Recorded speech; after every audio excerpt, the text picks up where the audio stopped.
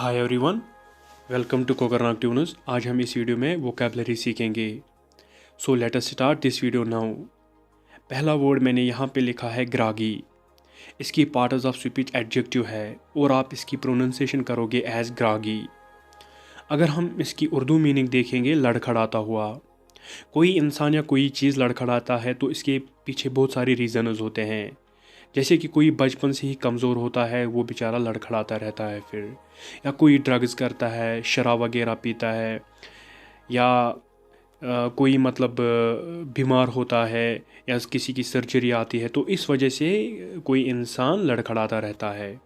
तो ग्रागी का मतलब समझ आया होगा आपको। इंग्लिश मीनिंग अगर हम देखेंगे, इसकी इंग्लिश मीनिंग है weak and unable to walk, मतलब कमज़ोर और जो चलने के लायक ना हो।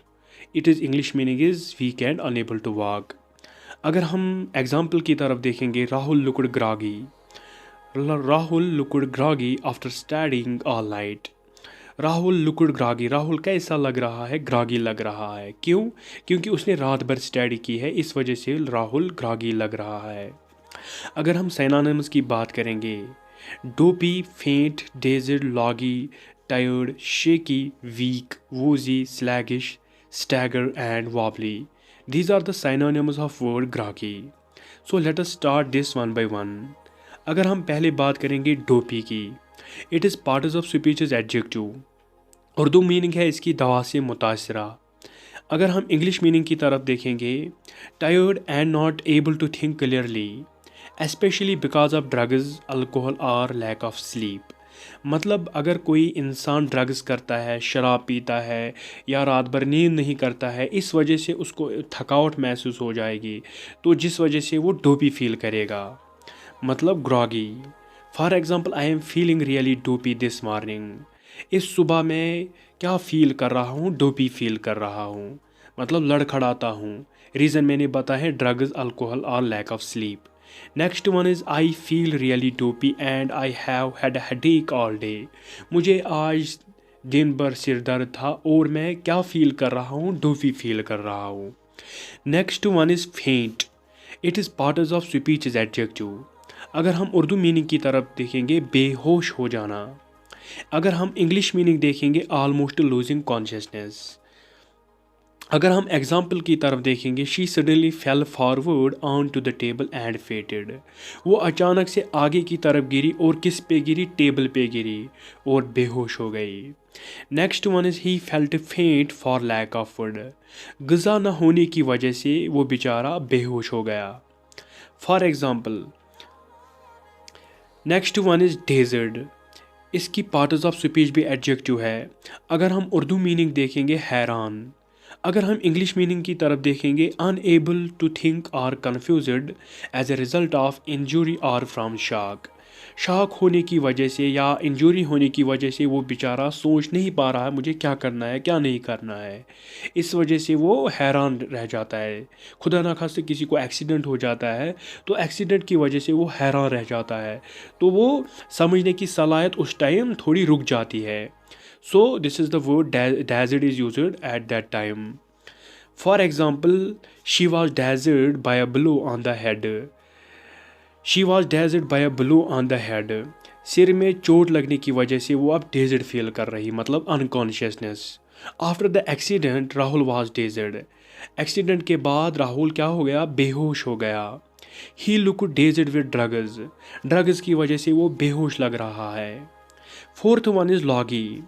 It is parts of speech is adjective. अगर हम उर्दू मीनिंग की तरफ देखेंगे तो बारी। अगर इंग्लिश मीनिंग की तरफ देखेंगे, not able to think or move normally because of being tired, sick etcetera. इसकी सेकंड मैंने मीनिंग यहाँ पे लिखी है, dull and heavy in motion और थाट। मतलब बीमार होने की वजह से या थकावट होने की वजह से वो नॉर्मली बिहेव नहीं कर पा रहा है। For example, Rahul thinks that Americans eat too much that is sweet, it makes them Loggy and sleepy. Rahul का समझना है कि जो अमेरिकन्स होते हैं वो ज़्यादातर स्वीट खाते हैं, जिस वजह से वो लॉगी फील कर रहे हैं। Next one is I was feeling loggy after eating such a big meal, so I decided to take a brief nap. ये दूसरी एग्जांपल मैंने लिखी थी यहाँ पे। अगर फिफ्थ वर्ड देखेंगे हम sluggish, it is parts of speech is adjective. Urdu meaning है इसकी काहिल। अगर हम इंग्लिश मीनिंग की तरफ देखेंगे, moving or working more slowly than normal in a way that seems lazy. मतलब वो इस तरीके से काम कर रहा है, वो इस तरीके से चल रहा है, मगर नॉर्मली वो ऐसा नहीं करता है। मतलब वो लेज़ी दिखाने की कोशिश करता है। तो इसी को हम वर्ड स्लैगिश इस्तेमाल करते हैं। फॉर एग्ज़ाम्पल मैंने यहाँ पे लिखा है Rahul woke late feeling tired and sluggish. Rahul आज देर से उठा है, तो इसलिए वो फील क्या कर रहा है, थकावट और sluggish. Sluggish is a synonym of word groggy. A heavy lunch makes me sluggish in the afternoon. मतलब दोपहर का खाना खाकर मुझे क्या फील हो रहा है, स्लैगिश फील कर रहा हूँ मैं। The car felt sluggish as we drove up the hill. यहाँ पे हमने पर्सनिफिकेशन कंसेप्ट का इस्तेमाल किया है। मतलब कार को मैंने एज ए ह्यूमन ट्रीट किया है। The car felt sluggish as we drove up the hill. Sixth word is woozy. It is parts of speech is adjective.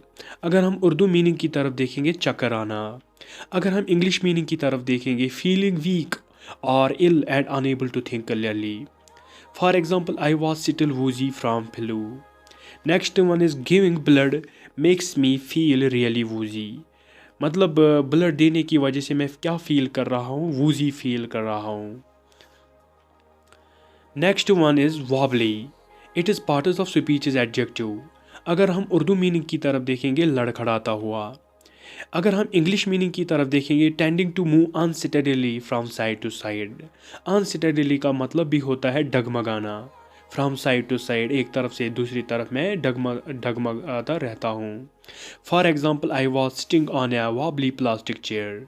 मैं प्लास्टिक चेयर पर बैठा था, मगर वो प्लास्टिक चेयर क्या थी, वॉबली थी। He is still a bit wobbly after the operation. Operation के बाद भी वो थोड़ा वॉबली लग रहा है, मतलब लड़खड़ाता रहता है। One of the legs on the table was a bit wobbly. मतलब टेबल की एक टांग थोड़ी वॉबली लग रही थी। Eighth word is stagger. It is parts of speech is verb. अगर हम उर्दू मीनिंग की तरफ देखेंगे, डगमगाना। अगर हम इंग्लिश मीनिंग देखेंगे, वॉक और move unsteadily as if about to fall. For example, the injured woman. यहाँ पे ये सब्जेक्ट का काम कर रहा है, the injured woman. Staggered verb है यहाँ पे, to her feet. She staggered blindly off into the darkness. She staggered and fell. इसके बाद स्टैगर, यहाँ पे इसकी पार्ट्स ऑफ स्पीच है noun. For example, he walked with a slight stagger.